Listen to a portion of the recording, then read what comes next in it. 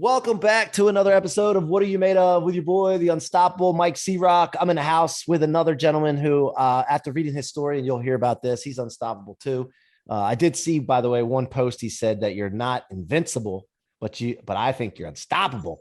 So we'll talk more about that as we dive in. We have Jeremy Delk here today. He's a serial entrepreneur with a passion for disrupting industries. Since 2001, his businesses have earned hundreds of millions in revenue, creating hundreds of high-paying American jobs. He also was a trader at a young age, made millions, lost millions. We'll talk to him more about that as well. Before we welcome Jeremy to the show, though, I want to welcome you to the show. Thank you so much for being here and supporting me, the C-Roc brand, people building, all the stuff that we're into. I can't thank you enough because I can't do my mission that all people are unstoppable to live in the life of their dreams without you. And so I want to thank you for that, and thank you for being here. So get ready, put your seatbelt on, put your helmet on. Let's get ready for the show today. Jeremy, welcome to the show. Thanks, Mike. Appreciate it. Thanks for having me. Hey, man. So we start the show the same way every time. So nobody's surprised here with the first question. What are you made of? What am I made of, man? I'm an entrepreneur, I think, at heart. And I think I've met a lot of entrepreneurs and worked with a lot of them. And I think the DNA is a really ugly mess of, a lot of pain, suffering, masochism, where you just kind of like love pain and punishment. But I've got this inner burning desire to always, since I was a kid, to want to do more, see more, and be more. And I think I just let that determination always kind of take me through and be like that North Star for me. Yeah, and you use the word more, and I'm coached by some of the best in the world, and one of the gentlemen is Richie Dolan, who has worked with the Lakers and the Heat and Formula One teams and brands and all this, and he talks about more all the time. People want more, and he has an acronym. But what does more mean to you? More what?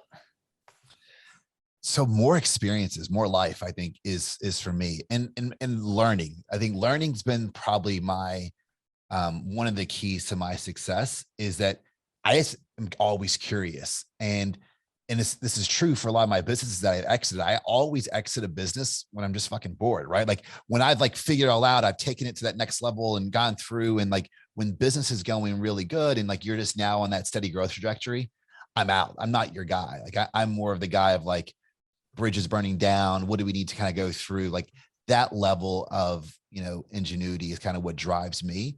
So for me, it's, meeting more people, doing more deals, living more life, going on vacation with the kids, just always trying to have as many experiences as possible in personal life and in business. And I will never get there. That's the cool part of it. It's not a destination. It's very much a journey. I'm not never going to stop. Yeah, well, I think I agree with you. And it's all about the future. Those that are focused on the future, and those are the ones that are keep living. As soon as you step back and focus on the present time or the past, then that's when you start to decline, right? And so I love that. So take us back, man. I want to hear the story about trading and how you learned to trade, because still a lot of people hear trading and they just shut off because it's too complicated. They don't know enough about it. I've done some studying on it. I never did day trading. But tell us how you got into that, and what happened when you made the money and lost the money, and how did you feel, and just take us through that. Yeah, well, you mentioned this invincible piece, and this is I'll give you some context from what I was saying there. So, I lost my dad when I was around 7. And that, I think that shaped a lot of this, who I am, just to your point. I think we all are shaped by childhood experiences, environment, and what have you. But that was probably that determination of wanting to do more. I grew up in a small town in Bardstown, Kentucky, the bourbon capital of the world. And I always wanted to see more. I always wanted to kind of go through, and the biggest thing in Kentucky was, New York, and you see Wall Street. So I always just admired it, thought it was cool, and wanted to go there. And that was probably my first little mental path. We were talking earlier before we went on live, and you said you wanted to have your folks take you to the boardwalk. For me, it was the city, right? That's where I wanted to kind of end up. And then, people don't farm in New York City. They trade stocks predominantly, right? That's kind of what it was. So I started, I got about a $30,000 inheritance. It was in Disney stock and another mutual fund that was going to be coming to me when I was 18, from my dad passing away. So I started at 17 reading Wall Street journals, Investor Business Daily. The internet was early then. This was 97, 96, 97. So like Raging Bull, message boards, and what have you. So completely self-taught. And as soon as I got 18, cashed in Disney and the mutual fund, and then just started, trying to to buy some stocks, and I was interested in the action, right? So I was way out of blue chips and into more like high volatility. This was high the tech era and the .com era, and that's kind of where I started. And I learned pretty quickly that trading in a bull market, and I think you can argue with this crypto world, everyone's a crypto millionaire right now. Trading in a bull market's pretty fucking easy, right? Just don't mess up too bad. You just hold on and you're on for the ride. And that gave me this really, naive and unrealistic expectation of how easy it was. I remember I was on my Palm Pilot in class as a freshman in college trading, and I made a trade of JDS Uniphase. I cashed out for $36,000. And that's probably what the professor was making. I did that before the bell rang. So for me, I'm like, dude, what the fuck, man? Wait a minute. So from the start of class, right, maybe just that day, it was an increase of 36,000. Yeah, because I before I lost it all, I was religious. I was like, day trading is that you don't take the girl home. Like you're there in the morning, you date, and you're out no matter what. Cut, win or cut. Like you're out by that day. So I went in the position probably 9:45, 10 o'clock short after the market. Went on a massive tear, and it was right after lunch. It was like 1:30. I was out. So in that few hour time period, I had crushed it. And I'm like, this is easy. Like, why would I do anything else? This is just so like, it was there. And then obviously the world doesn't work that way. Bull markets turn, and you lose discipline, you over leverage. And, I learned a lot, what's funny. I had, absolutely, to your point, I, grew it to a couple million, burnt it. I did that in just over a year, burnt it up in 3.5 days, which was awesome. But it taught me a huge lesson. It taught me that you're not invincible, but you're also, and I very much agree. Like I had a choice. I was at this crossroad at this kid of like, hey, look, what's the worst that could happen? I could have went home and, tail between the legs, and I could have had a cool story. Like, hey, I made it out of small town. I went to school in Providence, Rhode Island. So I made it to not quite New York, but I made $1 million. I did really well. I lost it, took a shot, and I missed. That wouldn't have been an awful story back home in Kentucky, but it wasn't going to be my story. Right. So it was that grit that I'm like, well, all right, after drowning myself in Jägermeister for a few mornings. Well, but before you go further, were you doing like calls and puts too, or just going in and out? No. So that's the thing. So this gig after the determination kind of got me through. That's where I landed my job, actually trading institutional equities with Fidelity as the youngest broker in their history.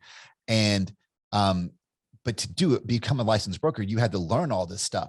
So I had no clue, man. I was self-taught. Okay. Hick from Kentucky. Yeah. So afterwards, it was like looking at the playbook of like the competition after you got your ass kicked on the field. So I'm like, what's this? Like, okay, there's option strategies, and I don't have to be naked everywhere, and I can have cover. Like if I had that playbook, dude, I don't know where I would have been. But no, I was this straight. I was either long or short position. That was really it. Straight equities. And do you still trade at all now? I have. So I don't. Okay. And I try to limit myself from cracks. Dude, that wasn't trading. That was gambling. It was what I was doing. Yeah, I know. And I'm an action guy and go through. So I know my limits. So the only stock I got some money in the kids for the 529 plan. I still have Airbnb. No, I still have 23andMe stock. Yeah, but you're not. But you're not trading on a daily basis. No. And the only reason I had that because the lockup, and then they went public in a SPAC. But my Airbnb investments, my 23andMe investments, my Uber investments are all early stage. So once it's in the public market, I'm out. Right, just get me out of it. And look, I learned my lesson. It's a great story. It helped me learn a lot of lessons. But I found that I can get a far better ROI by me being the market. By like, okay, I got this idea. Let's set my own tech company. Like, let's start my own, pharmacy business. Let's start my own, VC firm. So that's where I've been able to make the bigger hits. I've lost, 80% of what 80% of the deals I've done, I've probably lost on. The 20% I fucking slayed though. Right. So that's why it's worked. Yeah. So take us back there for a second. When you lost that money, and then you had Jaeger for a while, were you kind of celebrating in a way? Because it's like, yeah, because look, let me tell you something. I know how cocky people get sometimes, and especially younger people, and they made that money. And then to say that you lost that money when you're gambling, and people gamble all the time, they brag about they lost X amount of dollars and it was a bad beat and this and that. But like, what was going through your mind? And then also, what was the recovery track from that? Yeah, I would love to be here. Like I'm a, big guy, macho. I'm like, but yeah, man, didn't fucking face me. Dude, I was a little bitch, man. I was like, I was crushed. Like I was literally crushed and like, um, the world's over, right? It's the end. I lost it all. I failure. I mean, I was just celebrating how horrible I was. I couldn't see anything. That's all I saw. For me, probably the best thing, and one of the best things for me is like I had no safety net, right? So during the time of me making all this money, I'd bought a brand new car. I bought I'd moved off campus my freshman summer and bought like a Mac Daddy townhome. Like I had all these other things. So not only did I not have any cash, I had no income either. So I couldn't call mom. She would give me her share of her back, but she couldn't save me. So I didn't have a safety net, which was the one that helped me kind of get through it. It was like, you got to kind of get over it quickly. Years later, retrospectively, I look at it as one of the most pivotal things and one of the best things that's ever happened to me. But in the moment, it was really bad. And I think I talked about that. I was speaking in New York a few weeks ago, and I share this, that we've all been there. We've all been this thing that, like, for me, it was that I've had other events that, like, wow, just it's all over. But we've all had that, right? We've all been there. We've all had this massive loss. But dude, humans innately are resilient beings, right? We do survive. That's why we're the top of the food chain. We do have that in us innately.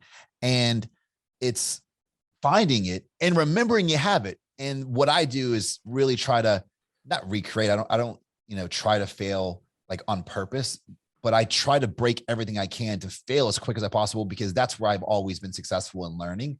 So I try and get there really quick, assess, and then move on. And the more times you do that, it's like muscle memory. Like when shit happens to me, some of my business partners will get a lawsuit or get something. They're like, oh my God. Oh, I'm like, and I'll just laugh. They're like, dude, what's actually wrong with you? How is this a fucking, like, oh, it's just gonna be funny. Like, what's going to be funny about this? What's going to be funny how it works out, right? Because it's going to work out some way, somehow it will work. It'll work out. You may got to tweak, you got to maneuver, you may have to completely get out of the business, but you'll find a way. You just have to let yourself, and most times, get out of your own way to do that. Yeah. 100%. You feel like it's the end of the world when it first hits. I always talk about the closer you are to an adversity, the less hope that you see, the less light at the end of the tunnel, if there is any light. And you always know that. If you know that, though, and you start getting that feeling, you can like get out of it quicker, and turn problems into projects, man. That's Like, right. I'm a guy that thinks, and I believe that the more advanced that we get, and as beings, I'm a spiritual guy, man, and I really believe that the more advanced that we are as a being, that we can go to the source of the problems instead of worrying about fixing problems. Because I think the problem with man is that we develop problems, or we have problems. Most of the time they're self-created. We solve them, and then it just opens up the door for more problems. Whereas if you could look at the source and find out the source of the problem and then handle that, you got it made. So have you experienced that? Like, have you noticed that, like with your journey with entrepreneurship? Yeah. And I think I agree, but it's more than entrepreneurship. It's life, right? Yeah, I think life. Yeah. it's life in general. It's and what it is you want. So I completely agree. Right. So for me, I just really try to, and even I'm pretty good at it, right? Because I've failed so many times and I've been at this a long time. I'm pretty good at overcoming these things, but still I get in my own head. I still like, wow, this is whatever. And then you just have to be able to, like, hey, is what you're doing productive? Probably not, right? Is it adding any like solution to it? No. And then just kind of get back into what's really important for you and why are you doing what you're doing? Like for me, it's for my family. It's so I have time. I want to make an impact. Like if those continue to be your North Star and you're doing it for the right reasons, that's all you need to worry about. And just get out the stuff that's the distractions going through. I'll say all the time that, in life, in business, never, most of the time, even in personal life, besides like, maybe a bad cancer diagnosis or something, but there's not a such thing as a good or a bad thing. It's only an event. It's how you choose to emotionally react and, put effort or not effort into that event that will ultimately make it a good or bad thing. We do that. We project and react and put emotion on things that determine if it's good or bad. But we have the power to determine if it is, right? Hey, this is a worse thing, or is it? it could be a warning signal that saved you from something really bad that you never even see. And if you change that mindset and that perspective, it gets you a lot further, a lot quicker. You'll probably get there anyway, but it just gets you there a lot quicker and most of the time more, less pain. Less collateral damage too. People around you are affected by the way you handle things too. So yeah. So what, one of my mentors, I'm sure you know who Grant Cardone is. Yeah. Yeah. He's one of my mentors and business partners, and he lost his dad when he was 10. My dad didn't die yet. But I lost the relationship with him when I was about 11. How did that affect you, from things that you've seen, growing up and into that business world? But, Grant went to drugs and alcohol and doing the wrong things. I did the same thing. I got into fighting a lot, and then, obviously cleaned up and straightened myself up, for a long time now. But how did that affect you? Yeah, man, like trying to make me fucking cry. You mentioned like Larry King. You're trying to get me all emotional. Phil Donahue. Like, there you go, bro. Whatever. On the couch. Lay down, Delk. Lay down. No, look, I've just finished like fourth version of this manuscript. I've got a book I'm putting out it should be done by Christmas. It's called Without a Plan. Hey, can we get that? Can we get that by the end of August? But can I push you and challenge you a little bit? I mean, I can release a couple chapters. I could do something to. Well, I just want to I want to up level you. So no, the manuscript's done now. Just got to get all the pretty stuff going through it. But part of that's been very therapeutic. And look, it's very much a business, journey in my career and the ups and downs. And the title is very much like just get started, because no one ever has it figured out and kind of just get started. But I share a ton of emotional stuff in there too about my past and like how I was, really what shaped me, but it's very similar. So I know Grant's story, and I think, it took me 30 fucking, I'm 42 now, 36, 37, 38 years to really come to an understanding with a lot of therapy that, I thought that my dad dying was like and it was part of that shaped me and whatever, but that's who made me. But it really, what that loss did, I think it did two things. One, positively, it doesn't, it always pushes me to go forward, right? Because spoiler in the board, I was supposed to be on the bike with him when he died, which was crazy, right? So I blame myself as like a 7-year-old for a long time. Like, hey, like he was 32 when he passed away. So like every year past that, I felt some guilt. Like, dude, like I'm like on this extra time. So we've all had loss. Like we're not promised anything. So for me, it's that determination of like, why do something tomorrow? So I appreciate your fucking August thing. I've done my piece. We're going through, but if you're going to do it, fucking do it now. Right. Cause none of us are promised tomorrow, right? With global pandemics, whatever. So that's the first thing. The second piece too, it put up a lot of, boundaries and things that I set my own self just for how I attach to people. Being an entrepreneur is a lonely thing, right? You could be losing everything and worry about payroll, but you've got 150 employees. You've got to be stoic, man. Like it's all good. You got to go through. So it's lonely in the fact that you can't rely on somebody. So you have that in business, but I also did that in my relationships as well. So I would go through and not really be vulnerable. Cause like, hey man, we're friends, but like, I don't want to let you in too much. Cause if you try and fucking leave me, I'll leave you first. Right. So you don't actually ever be vulnerable. And if you're not vulnerable, you don't ever have any true, real relationships. Mm-hmm. So then you go down and then I wouldn't. So I just basically lived in a world of not feeling. So I would use, I don't know that I was diagnosed an alcoholic, but I definitely partied a lot and did a lot of, not a lot, but I did some drugs. I did, I drank and all these things. And I didn't do them like, and someone say, oh, you got a problem with alcohol. Nah, man, like those guys are like, hiding vodka bottles.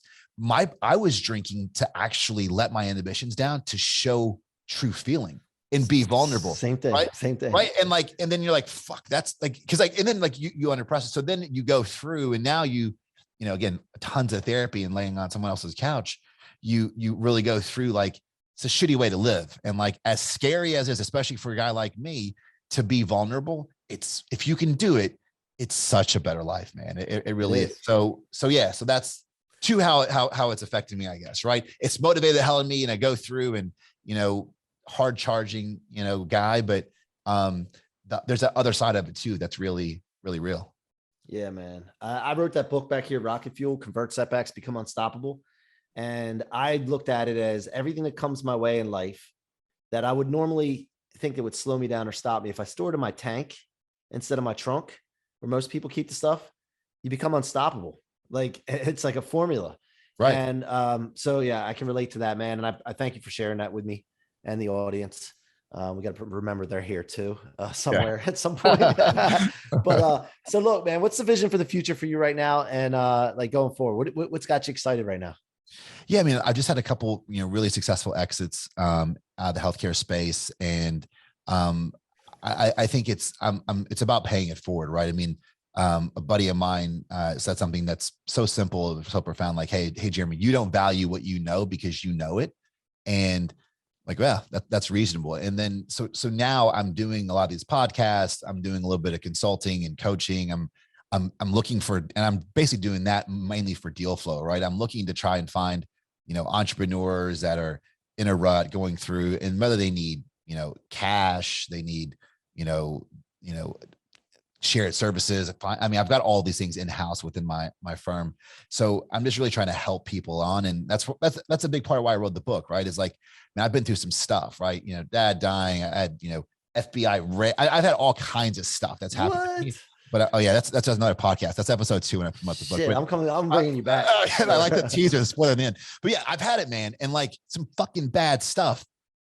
But if I can get through it, from a hillbilly kid from Kentucky, so can you. And whatever is just your impossible situation, your thing that's there, you will get through it. And the groundbreaking idea, you're an entrepreneur and you're hey, I think if we expand this product line and we did this, or well, the economy, what's going on with inflation? Should I hire that new person? Just do it. You don't have to have it all figured out, because who does? I can give you the roadmap of my career is it's just a bunch of squiggly lines. And the only way I got to the other side of it was I just kept going and I just got started. So that's it. I want to help people, share my story, and hopefully have a little bit of impact.